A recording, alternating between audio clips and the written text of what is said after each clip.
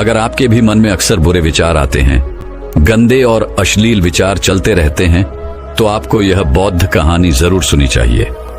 एक गांव में एक जवान लड़का रहता था। वह बहुत परेशान था क्योंकि उसका मन उन्हीं चीजों के बारे में सोचता रहता जिसके बारे में वो नहीं सोचना चाहता था। वह अपनी छोटी छोटी खुशियों के लिए अपने दिन का ज्यादातर समय बर्बाद कर देता और फिर बाद में इसके लिए पश्चाताप करता। लेकिन वह ना चाहते हुए भी अगले दिन फिर उन्हीं आदतों को दोहराता। वह अपने माता पिता का अकेला लड़का था। माता पिता धीरे धीरे बूढ़े हो रहे थे और वह जवान हो रहा था, लेकिन वह कुछ भी ऐसा नहीं कर पा रहा था जिससे उसके माता पिता को उस पर गर्व हो। वह जानता तो था कि वह अपने समय और जिंदगी के साथ गलत कर रहा है, लेकिन वह बहुत कोशिश करने के बाद भी खुद को बदल नहीं पा रहा था। वह अपनी समस्याओं के बारे में दूसरे बड़े लोगों को बताता और लोग उसे तरह तरह के सुझाव देते, लेकिन फिर भी कुछ भी बदलाव नहीं आ रहा था। अब तो उस लड़के को भी ऐसा लगने लगा था कि उसका बाकी का जीवन ऐसे ही मानसिक बोझ और बुरी आदतों के साथ बीतने वाला है। इसलिए अब वह बहुत ही उदास और परेशान रहने लगा था। एक दिन लड़का अपने विचारों में खोया हुआ अपने गांव के तालाब के किनारे बैठा हुआ था। तभी पीछे से उसका एक मित्र भागता हुआ आया और बड़े उत्साह से उसके कंधे पर हाथ रखकर बोला, मित्र, मुझे तुम्हारी सभी समस्याओं का समाधान मिल गया है। अपने मित्र के मुंह से यह बात सुनकर वह लड़का बहुत खुश हो जाता है और पूछता है, क्या समाधान मिला मेरी समस्याओं का? लड़के ने मित्र ने कहा, ध्यान। ध्यान तुम्हारी सभी समस्याओं का समाधान है। लड़के ने कहा, यह ध्यान क्या होता है? मित्र ने कहा, कल हमारे गांव में एक बौद्ध भिक्षु विघटन के लिए आए थे। गांव के सभी लोग उन बौद्ध भिक्षु से अपनी अपनी समस्याओं का समाधान पूछ रहे थे, तो मैंने सोचा कि मैं भी तुम्हारी समस्या का समाधान पूछ ही लेता हूं। तो मैंने उन बौद्ध भिक्षु से अपने मन को काबू में करने का तरीका पूछा। मेरा प्रश्न सुनकर उन बौद्ध भिक्षु ने ज्यादा तो कुछ नहीं कहा, बस इतना ही कहा कि ध्यान ध्यान जीवन की सभी समस्याओं का समाधान है। मैंने सोचा कि तुम्हें ध्यान के बारे में पता होगा, इसीलिए मैंने उन बौद्ध भिक्षु से ध्यान के विषय में ज्यादा कुछ नहीं पूछा। आपने मित्र की बात सुनकर उस लड़के ने कहा, मुझे उन बौद्ध भिक्षु से मिलना है। वह लड़का और उसका मित्र बौद्ध भिक्षु को ढूंढने निकल पड़ते हैं। बहुत पूछताछ और खोज मशक्कत के बाद उन्हें वो बौद्ध भिक्षु बगल के एक गांव में एक पेड़ के नीचे ध्यान करते हुए मिलते हैं। वे दोनों उस बौद्ध भिक्षु के पास जाकर बैठ जाते हैं और उनकी आंखें खुलने का इंतजार करते हैं। थोड़ी देर बाद जब बौद्ध भिक्षु अपनी आंखें खोलते हैं तो वो उन्हें प्रणाम करते हैं और कहते हैं, आपने यह तो बता दिया कि ध्यान जीवन की सभी समस्याओं का समाधान है, लेकिन आपने यह नहीं बताया कि ध्यान है क्या। बौद्ध भिक्षु ने कहा, ध्यान क्या है इसको मैं शब्दों में समझा पाऊं, इतनी मुझ में सामर्थ्य नहीं, लेकिन अब क्योंकि तुम लोगों ने प्रश्न किया है तो मुझे कुछ ना कुछ तो बताना ही पड़ेगा। तो सुनो, ध्यान का मतलब है ना कोई प्रश्न, ना कोई उत्तर, ना कोई विचार और ना ही कोई भावना। यह एक ऐसी स्थिति है जो हमारी वास्तविकता से हमारा परिचय करवाती है। इसी स्थिति में पहुंचकर व्यक्ति के अंदर कोई भी प्रश्न, कोई भी उलझन शेष नहीं रह जाती, क्योंकि उसके सामने सब कुछ स्पष्ट हो जाता है। उसे जीवन की व्यथा का पूर्णता आभास हो जाता है। लड़के ने पूछा, लेकिन ध्यान की ऐसी स्थिति को कैसे प्राप्त किया जा सकता है? बौद्ध भिक्षु ने कहा, ध्यान करना बहुत आसान है। क्या तुम्हें बैठना आता है? लड़के ने कहा, हाँ, मैं बैठ सकता हूं। बौद्ध भिक्षु ने कहा, कितनी देर तक बैठ सकते हो? लड़के ने कहा, ऐसे तो कभी आजमाया नहीं, लेकिन जितनी देर तक चाहूं उतनी देर तक बैठ सकता हूं। बौद्ध भिक्षु ने कहा, रोज 1 घंटा आंख बंद करके सीधा बैठना है। लड़के ने पूछा, कब और कहां बैठना है? बौद्ध भिक्षु ने कहा, कभी भी और कहीं भी, बस जगह शांत और एकांत होनी चाहिए। लड़के ने फिर प्रश्न किया, मेरे मन के ये गंदे विचार और मेरी बुरी आदतें कितने दिन में छूट जाएंगी? बौद्ध भिक्षु ने कहा, सिर्फ 1 दिन में। अगर तुम 24 घंटे आंख बंद करके बैठ सको तो। बौद्ध भिक्षु से आज्ञा ले वह लड़का अपने घर आ जाता है और ध्यान करने बैठ जाता है। जैसे ही वह अपनी आंखें बंद करके बैठता है, उसके मन में तरह तरह के विचार उठने शुरू हो जाते हैं, जैसे क्या ध्यान करने से सचमुच कुछ फायदा होगा? मैं अपनी बुरी आदतों को छोड़ भी पाऊंगा या नहीं? आखिर सभी लोग मेरी इज्जत कब करेंगे? मैं तो उससे प्रेम करता हूं, लेकिन वो मुझसे प्रेम क्यों नहीं करती? मैं ऐसा क्या करूं कि मैं बहुत सा धन कमाऊं और अपने गांव का सबसे अमीर व्यक्ति बन जाऊं? इसी तरह के और भी विचार उसके मन में लगातार उठने लगे। फिर उसे ध्यान आया कि भिक्षु ने कहा था, ध्यान की अवस्था में कोई विचार, कोई भावनाएं नहीं होती। अब वह अपने विचारों को रोकने का प्रयास करने लगा, लेकिन क्या बहती नदी के पानी को कभी कोई रोक पाया है? वह लड़का भी अपने विचारों को नहीं रोक पाता और आंखें खोलकर बैठ जाता है और सोचता है, अब तक के जीवन में बहुत से काम किए, लेकिन इतना मुश्किल काम कभी न किया था। और वह बौद्ध भिक्षु बोल रहे थे कि ध्यान करना बहुत ही आसान है। वह लड़का उन बौद्ध भिक्षुओं से मिलने दोबारा अपने घर से निकल पड़ता है और उनके पास पहुंचकर कहता है, आपने तो कहा था कि ध्यान करना बहुत ही आसान है, लेकिन यह तो मुझे दुनिया का सबसे मुश्किल काम लग रहा है। मेरे बहुत प्रयास करने के बाद भी मेरे मन में विचार उठने बंद ही नहीं हो रहे हैं। बौद्ध भिक्षु ने कहा, लेकिन तुमसे विचारों को रोकने के लिए किसने कहा है? लड़के ने कहा, तो फिर विचार रहित स्थिति कैसे प्राप्त होगी? आपने तो कहा था कि ध्यान में कोई विचार, कोई प्रश्न नहीं होते। बुद्ध भिक्षु ने कहा, हमारे दिमाग में हर समय बहुत से विचार जन्म लेते हैं और मरते हैं, लेकिन हमारा मन उनमें से किसी एक विचार को पकड़ लेता है और फिर उससे जुड़े विचारों के बारे में सोचता चला जाता है। इस तरीके से हमारा मन विचारों में उलझ जाता है और हम भूल जाते हैं कि हम क्या कर रहे थे।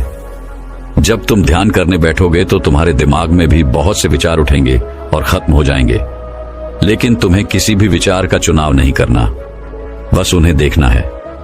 तुम्हारे मन में विचार उठेंगे और खत्म हो जाएंगे। धीरे धीरे समय के साथ इन विचारों के उठने की गति कम होती चली जाएगी।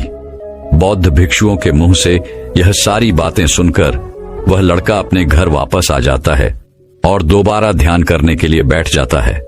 इस बार वह लड़का बौद्ध भिक्षु के बताए अनुसार अपने मन में उठ रहे विचारों को देखता है।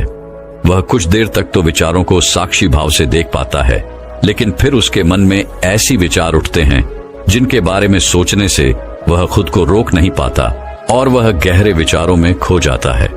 कुछ देर बाद उसे याद आता है कि वह तो ध्यान कर रहा था। वह दोबारा विचारों को देखने का प्रयास करता है, लेकिन इस बार उसका मन दूसरी चाल चलता है। अब उसके मन में अश्लील विचार उठने लगते हैं। वह लड़का सोचता है कि ध्यान जैसी पवित्र स्थिति में यह अश्लील विचार क्यों उठ रहे हैं। वह अपने मन में उठ रहे अश्लील और गंदे विचारों को रोकने का बहुत प्रयास करता है, लेकिन वो उन्हें रोक नहीं पाता। उसके मन में लगातार बस ऐसे ही विचार उठ रहे थे। बहुत देर तक प्रयास करने के बाद जब वह लड़का परेशान हो जाता है तो वह ध्यान से उठकर सीधा उन बौद्ध भिक्षुओं के पास पहुंचता है और कहता है, मैं जब भी अपनी आंखें बंद करके ध्यान करने के लिए बैठता हूं तो मेरे मन में सिर्फ अश्लील और गंदे विचार ही आते हैं। बौद्ध भिक्षु ने कहा, कोई भी विचार अच्छा या बुरा नहीं होता, इसीलिए किसी भी विचार को बुरा समझकर उसे जबरदस्ती दबाने का प्रयास मत करो, क्योंकि हमारे द्वारा विचारों का विरोध ही उन्हें और भी शक्तिशाली बनाता है।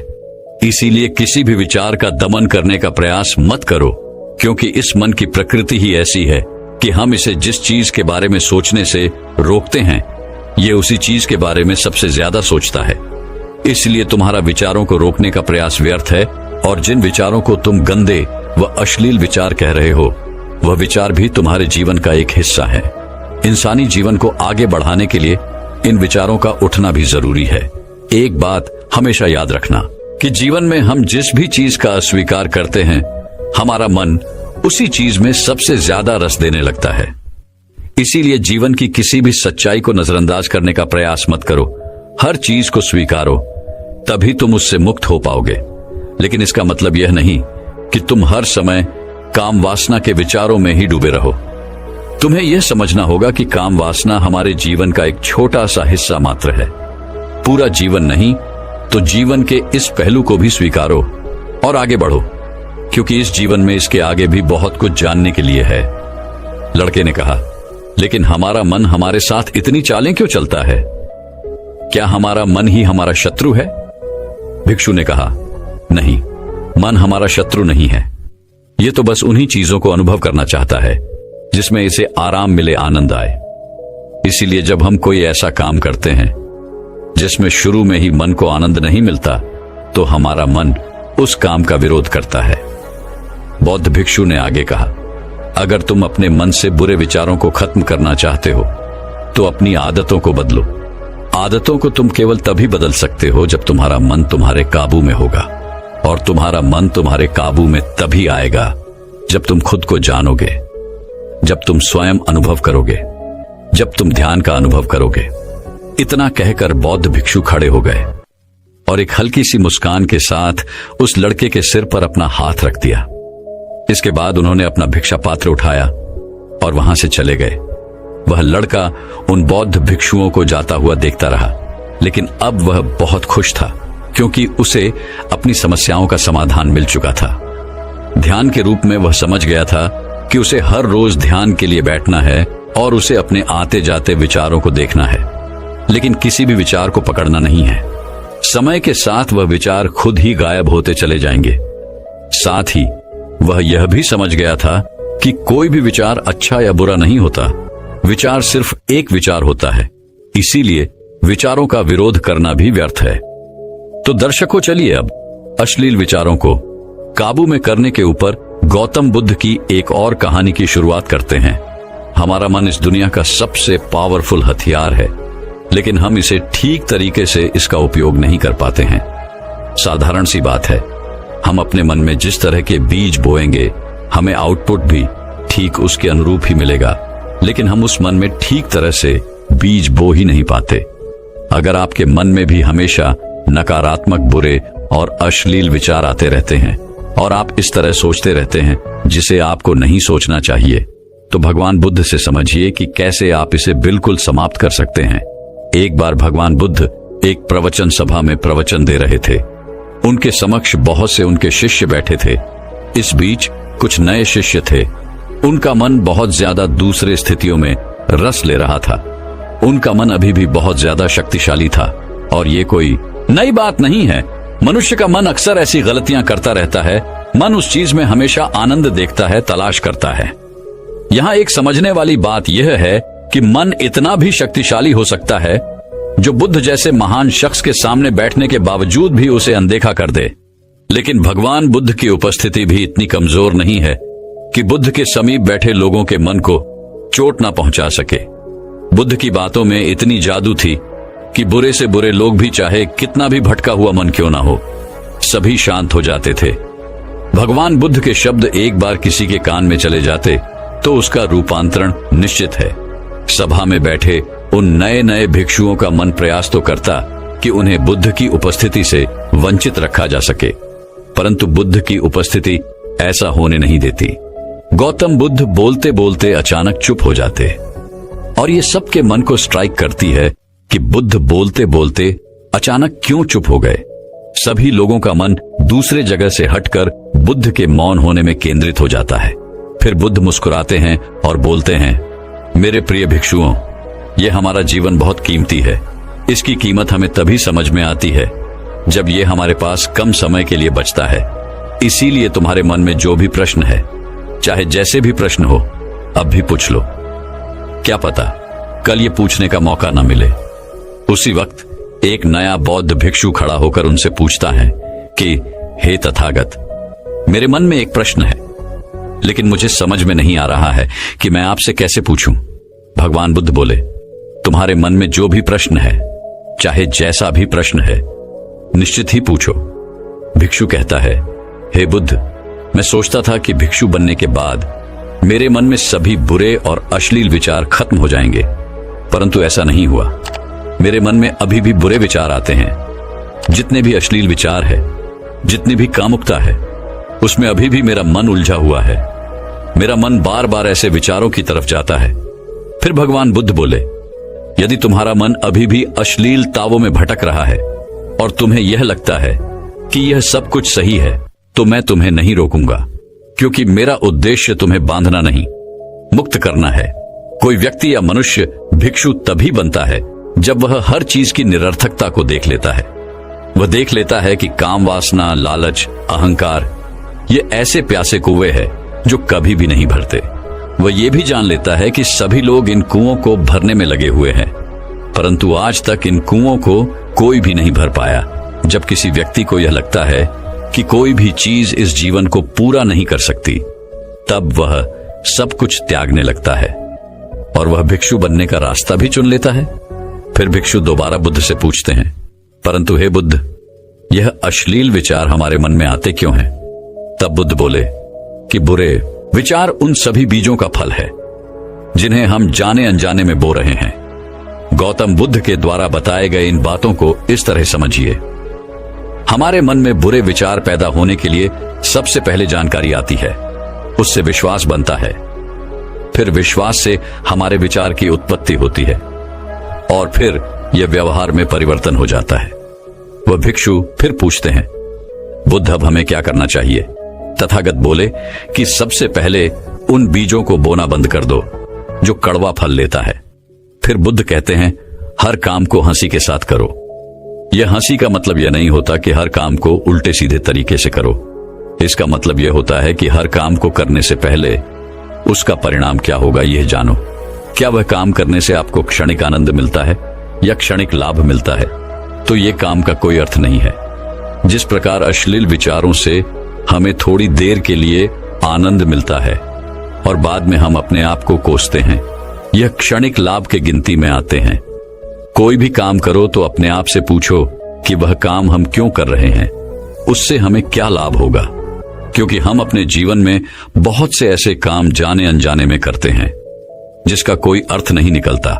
बुद्ध कहते हैं, हर चीज को सम्यक रखो, चाहे वह सुनना हो, बोलना हो या फिर देखना हो, क्योंकि यह हमारे 5 इंद्रियां मन के द्वार हैं। इसी इंद्रियों से हमारे मन को भोजन मिलता है। जितना ज्यादा और गलत तरीके से हम इसे भोजन देंगे, हमारा मन उतना ही शक्तिशाली हो जाएगा। इसीलिए जितने भोजन की जरूरत है उतना ही इस मन को देना चाहिए। और इस तरह वह भिक्षु बुद्ध के बातों से संतुष्ट हो गया। बुद्ध की बातों से वह भिक्षु ने अपने जीवन को देखना की नजरिया बदल दिया और वह अपने जीवन में बहुत आगे बढ़ता चला गया। तो दर्शकों, चलिए अब अश्लील विचारों को काबू में करने के ऊपर गौतम बुद्ध की एक और कहानी की शुरुआत करते हैं। एक बार एक जवान लड़का गौतम बुद्ध के पास आता है और कहता है, बुद्ध, मेरे मन में इतने अश्लील विचार क्यों आते हैं? मेरे मन में अक्सर काम वासना के विचार चलते रहते हैं, जिनके बारे में सोच सोच कर मैं अपना बहुत सा समय और ऊर्जा बर्बाद कर देता हूँ, जिनकी वजह से मैं शांत नहीं रह पाता और हमेशा ही विपरीत लिंग के प्रति आकर्षण महसूस करता हूँ। बुद्ध ने मुस्कुराते हुए कहा, क्या तुम्हें पता है कि काम वासना होती क्या है? लड़के ने कहा, बुद्ध, मुझे यह तो नहीं पता कि काम वासना का मतलब क्या है, लेकिन यह जो कुछ भी है बहुत बुरी है। बुद्ध ने कहा, सबसे पहले तो तुम ये समझो कि प्राकृतिक रूप से जो भी हमारे अंदर है वह बुरा नहीं है। हमारे जीवन में उसकी कुछ न कुछ जरूरतें हैं। वासना एक प्रकार की भावना है जो हमें किसी न किसी चीज की कमी का एहसास दिलवाती है। फिर हम उस कमी की पूर्ति के लिए उस चीज की तरफ आकर्षित होना शुरू कर देते हैं। जैसे अगर किसी के पास धन की कमी है तो उसके अंदर धन के प्रति आकर्षण यानी धन की वासना उत्पन्न हो जाएगी। तो वासना कुछ और नहीं बल्कि एक प्रकार की कमी, एक प्रकार की जरूरत का एहसास है, और जब यह जरूरत पूरी ना हो तो हम इसे काम वासना कह देते हैं।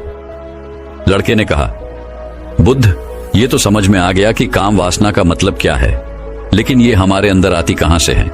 ये उत्पन्न कैसे होती है? बुद्ध ने कहा, काम वासना कहीं से आती नहीं बल्कि यह प्राकृतिक रूप से हमारे अंदर ही मौजूद है और इसका होना जरूरी भी है, क्योंकि यही मानव जाति के विस्तार का आधार है।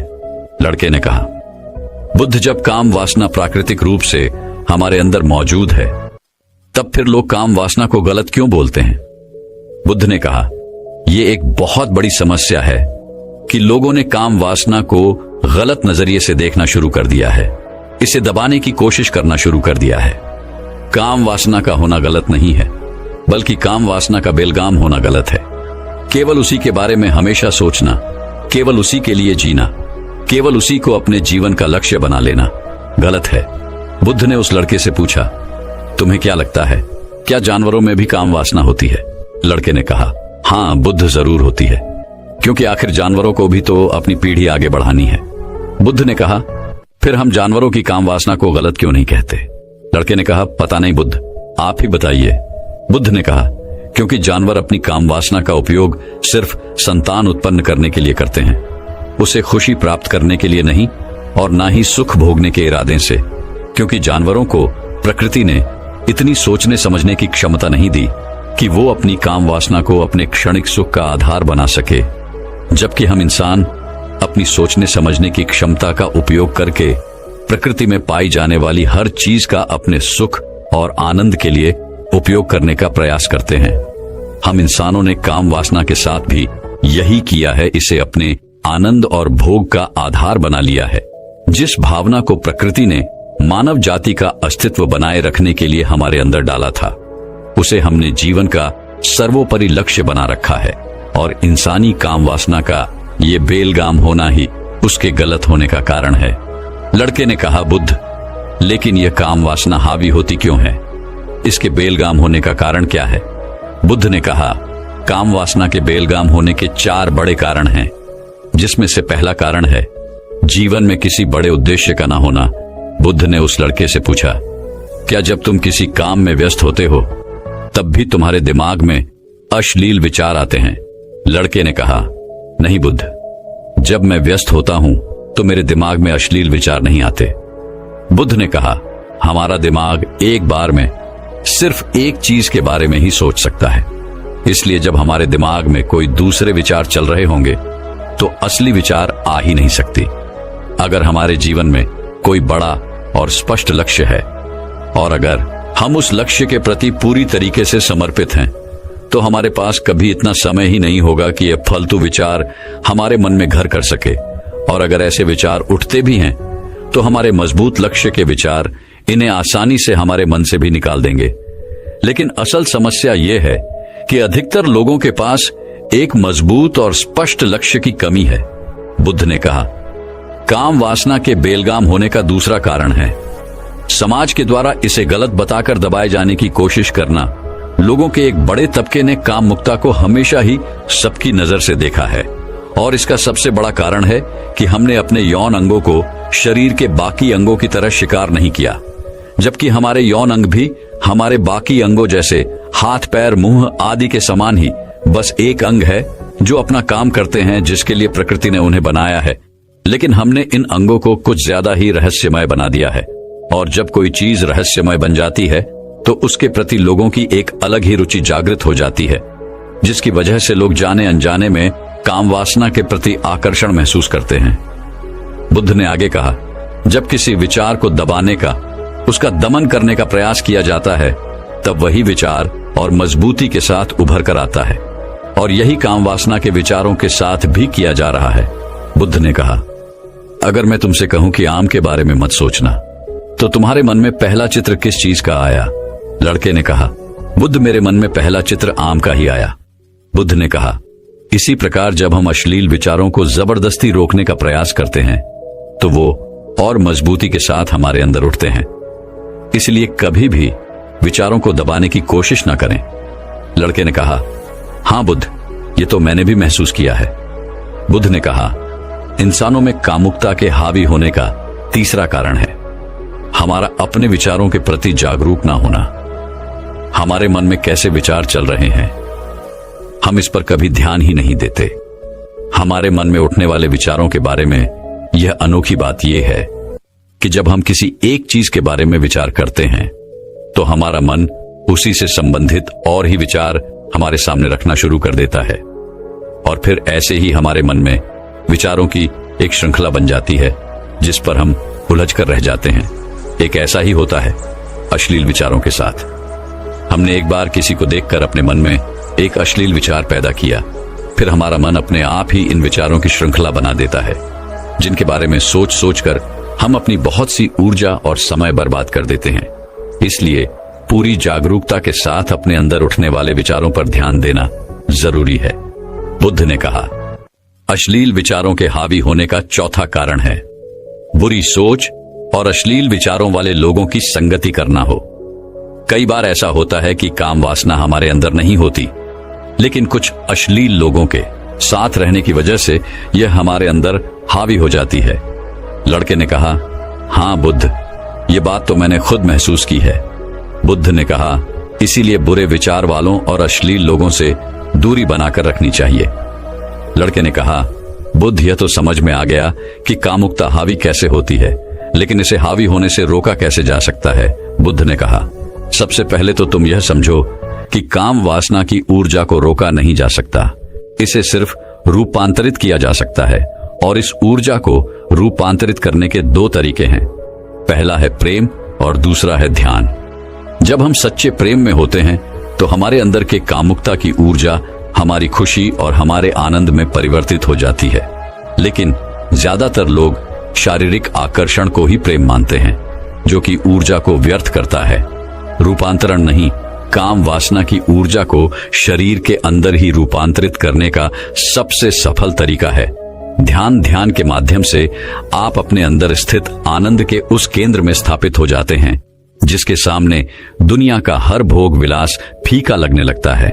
ऐसा नहीं है कि आप ध्यान में उतरने के बाद वो सब सोचने और करने में सक्षम नहीं होते, बल्कि आप उससे ऊपर उठ चुके होते हैं और फिर ये सब हरकतें आपको छोटी और बचकानी लगने लगती हैं। लड़की ने कहा, लेकिन बुद्ध, ध्यान की शुरुआत कहां से करे? बुद्ध ने कहा, सबसे पहले तुम खुद के साथ अकेले में समय बिताना शुरू कर दो, क्योंकि जो इंसान जिसके साथ सबसे ज्यादा समय बिताता है वह उसको सबसे ज्यादा जानने लगता है। और जब तुम खुद को जानना शुरू कर दोगे तो ये सारे भौतिक सुख तुम्हें छोटे लगने लगेंगे। और फिर एक दिन ऐसा भी आएगा जब तुम्हारे चाहे बिना तुम्हारे दिमाग में किसी भी प्रकार के विचार उठने बंद हो जाएंगे। दोस्तों, मैं उम्मीद करता हूं कि यह कहानी सुनने से आपके जीवन में अच्छे बदलाव आए होंगे। आपको इस वीडियो से क्या सीखने मिला, ये कमेंट करके जरूर बताएं और अपने परिवार, दोस्तों या आपके करीबी इंसान के साथ ये कहानी शेयर करके उन्हें भी इस ज्ञान से परिचित करवाएं। बाकी अगर आपको ये वीडियो दिल से अच्छी लगी हो तभी इस वीडियो को लाइक कर देना, और आपने अब तक इस चैनल को सब्सक्राइब न किया हो तो चैनल को सब्सक्राइब भी जरूर कर देना। आपका हर दिन शुभ हो और खुशियों से आपका जीवन भरा रहे।